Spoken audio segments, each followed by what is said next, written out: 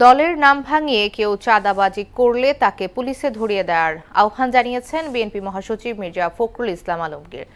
কুমিল্লার লালমাই উপজেলার বন্যার্তদের মাঝে ত্রাণ বিতরণ অনুষ্ঠানে কথা বলেন তিনি। ছাত্র জনতার অভ্যুত্থানে অর্জিত বিজয়কে নস্যাৎ করতে একটি মহল ষড়যন্ত্র করছে বলে অভিযোগও করেন বিএনপি মহাসচিব।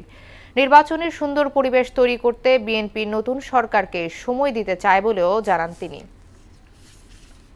ছাত্র জনতার যে বিজয়, সেই বিজয়কে নস্যাৎ করার জন্য একটা মহল কাজ করছে সচেতন ভাবে।